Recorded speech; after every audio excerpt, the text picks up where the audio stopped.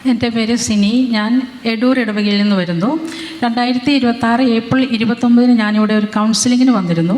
അപ്പോൾ കൗൺസിലിംഗ് ചെയ്ത ബ്രദർ പ്രാർത്ഥിച്ചിട്ട് എന്നോട് ചോദിച്ചു അലർജി എന്നുള്ളതെന്ന്. അപ്പോൾ എനിക്ക് പൊടി ഭയങ്കര അലർജിയായിരുന്നു. ഒരു പൊടി അടിക്കാൻ പറ്റില്ല, വീട് ക്ലീൻ ചെയ്യാൻ പറ്റില്ല, പൊടിയുള്ള ഒരു സ്ഥലത്തൂടെ നടക്കാൻ പറ്റില്ല. പൊടി അടിച്ചു കഴിഞ്ഞാൽ ഭയങ്കരമായിട്ട് തുമ്മും, അതുപോലെ മൂക്കടയുകയും ചെയ്യും, പിന്നെ ജലദോഷമാകും, പിന്നെ ഇച്ചിരി കൂടുതൽ പൊടി അടിച്ചാൽ അത് ശ്വാസം മുട്ടൽ പോലെയാകും.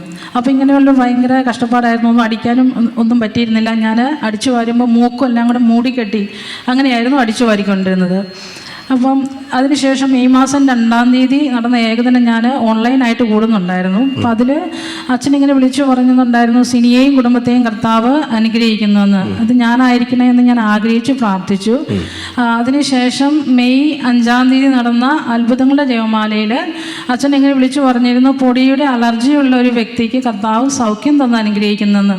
അപ്പോൾ എനിക്ക് അലർജി ഉണ്ടായിരുന്നതുകൊണ്ട് ഞാൻ എനിക്കായിരിക്കണമേ എന്ന് ആഗ്രഹിച്ച് അന്ന് പ്രാർത്ഥിച്ചു. അതിനുശേഷം ഞാൻ 2 ദിവസം കഴിഞ്ഞ് വീടെല്ലാം വൃത്തിയാക്കി. അപ്പോൾ സാധാരണ വൃത്തിയാക്കുമ്പം മൂക്കൊക്കെ മൂടി കെട്ടിയിട്ടാണ് വൃത്തിയാക്കിക്കൊണ്ടിരുന്നത്. അന്നെന്തോ മറന്നുപോയി. എന്തായാലും ഞാൻ 2-3 റൂമൊക്കെ അടിച്ചു. അപ്പം നോക്കുമ്പോൾ എനിക്ക് പ്രശ്നങ്ങളൊന്നും ഉണ്ടായിരുന്നില്ല. അപ്പം ഞാൻ അച്ഛൻ പറഞ്ഞ സന്ദേശം ഞാൻ അന്നേരം ഓർത്തു. പിറ്റേ ദിവസം ഞാൻ മനഃപൂർവ്വം മൂക്കൊന്നും മൂടി കെട്ടാതെ അടിച്ചു നോക്കി. അപ്പോൾ ഒരു പ്രശ്നവും ഇല്ല. ഞാൻ ഉള്ള പൊടികൾ മുഴുവൻ അടിച്ചു നോക്കി. പാറപ്പൊടി അടിച്ചു നോക്കി. എനിക്ക് ഒരു പൊടി അടിക്കാൻ പറ്റില്ലായിരുന്നു. മണ്ണിൻ്റെ പൊടി അടിച്ചു നോക്കി. ഓടി നടന്ന എല്ലാ പൊടികളും മൂക്കിൽ അടിച്ചു കയറ്റി നോക്കി. പക്ഷേ ഒരു പ്രശ്നമില്ല, ഒരു തുമ്മലോ. അതിനുശേഷം ഇന്നേ വരെ എനിക്ക് ഒരു പ്രശ്നവും, പൊടി അടിക്കുന്ന പോലുള്ള ഒരു പ്രശ്നവും എനിക്ക് 3 മാസമായി.